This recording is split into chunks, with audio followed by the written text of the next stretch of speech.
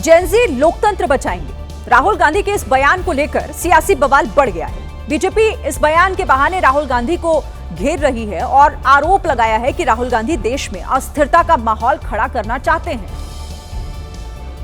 राहुल गांधी ने 18 सितंबर को press conference के बाद एक्स पर एक पोस्ट में लिखा, देश के युवा, देश के स्टूडेंट, देश की जेन ज़ी संविधान को बचाएंगे, लोकतंत्र की रक्षा करेंगे और वोट चोरी को रोकेंगे।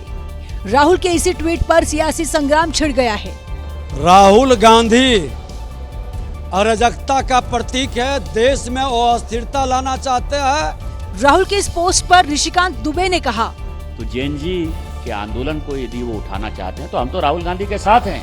पूरी गांधी फैमिली देश छोड़ती हुई नजर आएगी। बीजेपी ने पटना में प्रेस कॉन्फ्रेंस के दौरान जोरदार हमला बोला। एक जेन ज़ी के नाम पर देश में आप अराजकता फैलाना चाहते हैं। बीजेपी नेता सुब्रत पाठक के बयान का जिक्र कर कांग्रेस ने पलटवार किया है। तो सत्तारूढ़ दल का पदाधिकारी, जिम्मेदार पदाधिकारी, नेता विरोधी दल पूर्व मुख्यमंत्री के घर चलवा रहा है। ये क्या हो रहा है? शिमला की एक मशहूर स्कूल बिल्डिंग के नीचे की मिट्टी खोखली हो गई। जिस पहाड़ पर यह स्कूल बना हुआ है उसकी मिट्टी लगातार नीचे गिरती जा रही है और इसी वजह से स्कूल की नींव खोखली होती चली जा रही है। शहर की प्रतिष्ठित सेंट एडवर्ड स्कूल अब बच्चों के लिए खतरनाक हो चुकी है। ये भवन जो है 2.5 मंजिला हवा में लटक गया है। ये शिमला की लाइफ लाइन सड़क है जो कि पूरे क्षेत्र को जोड़ती है। इसी तरह शिमला के ही कुमारसैन में जमीन धंसने के बाद 3 मंजिलों का मकान नीचे बैठ गया। समय रहते लोग घर से निकल गए थे, वरना कई लोग मलबे में दब जाते। बागेश्वर धाम के कथावाचक पंडित धीरेन्द्र शास्त्री के एक बयान पर विवाद हो गया है। बिहार के पूर्णिया से सांसद पप्पू यादव ने उन्हें पागल और बंदर बताया। साथ ही ये भी कहा कि ऐसी एंटी नेशनल लोगों को पाकिस्तान और बांग्लादेश भेज देना चाहिए। राष्ट्र और राम दोनों साथ साथ चलना आवश्यक है। पंडित धीरेन्द्र शास्त्री मध्य प्रदेश के छतरपुर में थे और इसी दौरान लोगों से राष्ट्रभक्ति पर बात करते हुए उन्होंने कहा, भारत के गिरजाघरों में, मस्जिदों में, देवालय, मंदिरों में हमारा ऐसा मानना है राष्ट्रगान गाया जाना चाहिए। सप्ताह में एक बार तो कम से कम बजना ही चाहिए। इसी बयान पर सांसद पप्पू यादव ने कहा, ये पगला है, इनको अध्यात्म की, धर्म की व्याख्या, सनातन का, ये बंदर है। पप्पू यादव यही नहीं रुके, उन्होंने धीरेन्द्र शास्त्री पर आगे ये भी कहा कि ये लोग एंटी नेशन, इन लोगों को पाकिस्तान, बांग्लादेश, नेपाल भेज देना चाहिए, जहां पर लोकतंत्र को बचाना है और सनातन को जिंदा करना है।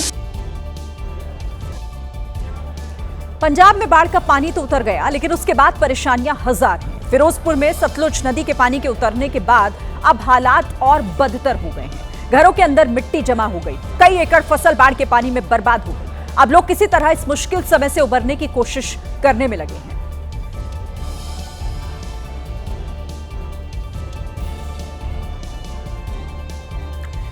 दिल्ली यूनिवर्सिटी छात्र संघ चुनाव में अखिल भारतीय विद्यार्थी परिषद ने शानदार प्रदर्शन किया और यहां अध्यक्ष समेत 3 पदों पर जीत दर्ज हासिल की है, जबकि एनएसयूआई को एकमात्र सफलता मिली। दिल्ली यूनिवर्सिटी छात्र संघ चुनाव में हर बार की तरह इस बार भी एबीवीपी और एनएसयूआई के बीच मुकाबला रहा, जिसमें एबीवीपी ने बाजी मार ली। एबीवीपी ने 4 में से 3 पदों पर जीत दर्ज की। अध्यक्ष पद पर एबीवीपी के आर्यन मान ने जीत हासिल की। सचिव पद पर एबीवीपी के कुणाल चौधरी विजयी रहे, तो वहीं संयुक्त सचिव पद पर एबीवीपी की ही दीपिका झा को जीत मिली, जबकि उपाध्यक्ष पद पर एनएसयूआई को सफलता मिली। राहुल झांसला ने जीत हासिल की।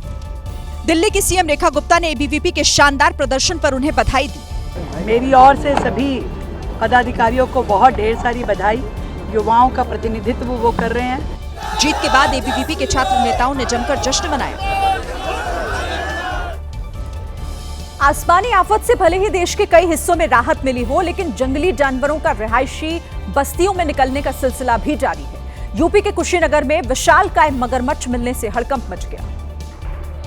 कभी मगरमच्छ इधर चला, कभी उधर चला। अपनी धुन में सवार मगरमच्छ बीच सड़क घूमता नजर आया। मगरमच्छ बड़ी गंडक नहर से निकलकर खेतों की तरफ जाने के लिए सड़क को पार करता दिखाई दिया। तभी सड़क पर टहलते इस मगरमच्छ का वीडियो एक राहगीर ने बना लिया। इतने बड़े और खतरनाक मगरमच्छ के खेतों में होने की खबर से इलाके में डर का माहौल है। लोग मगरमच्छ के डर से अपने खेतों में जाने से बच रहे हैं। एक बड़ी खबर आ रही है। दिशा पाटनी के घर फायरिंग के एक आरोपी का एनकाउंटर हुआ है। फायरिंग के 5वें आरोपी रामनिवास उर्फ दीपक का एनकाउंटर हुआ है। गोली लगने के बाद आरोपी दीपक पुलिस से बोला, दोबारा यूपी में नहीं आएंगे सर। तो फायरिंग के एक और आरोपी का एनकाउंटर किया है। आरोपी का नाम रामनिवास, जो एनकाउंटर में जख्मी हो गया है, और इसके बाद आरोपी जिसने कहा कि दोबारा उत्तर प्रदेश में नहीं आऊंगा। दोबारा सर कभी यूपी में नहीं आएंगे सर, कभी नहीं आएंगे सर। बाबा जी की पुलिस के आगे कभी नहीं आएंगे सर। दोबारा सर कभी यूपी में नहीं आएंगे सर, कभी नहीं आएंगे सर। बाबा जी की पुलिस के आगे कभी नहीं आएंगे सर। दोबारा सर कभी यूपी में नहीं आएंगे सर, कभी नहीं आएंगे सर। बाबा जी की पुलिस के आगे कभी नहीं आएंगे सर। दिल्ली से सटा गुरुग्राम एक बार फिर गोलियों की तड़तड़ाहट से गूंज उठा। यहां 4 से 5 बदमाशों ने एमएनआर बिल्डर के ऑफिस पर अंधाधुंध फायरिंग कर दी। हमले में ऑफिस में मौजूद कर्मचारी बाल बाल बच गए। लेकिन गोलियों की बौछार से ऑफिस में शीशे टूट गए। कई गोलियां शीशे के आर पार चली गई।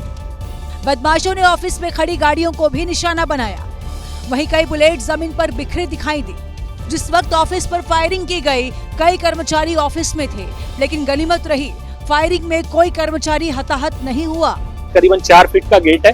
इस गेट को फांदकर अंदर कूदे हैं पहले, उसके बाद अंदर ताबड़तोड़ फायरिंग की है। करीबन 25 से 30 राउंड फायर लगातार किया है। इस फायरिंग की जिम्मेदारी गैंगस्टर दीपक नांदल के गैंग ने ली है। हालांकि पुलिस ने अब तक किसी गैंग के शामिल होने की पुष्टि नहीं की।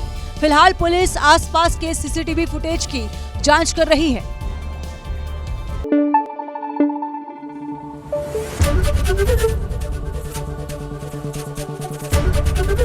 एबीपी न्यूज आपको रखे आगे।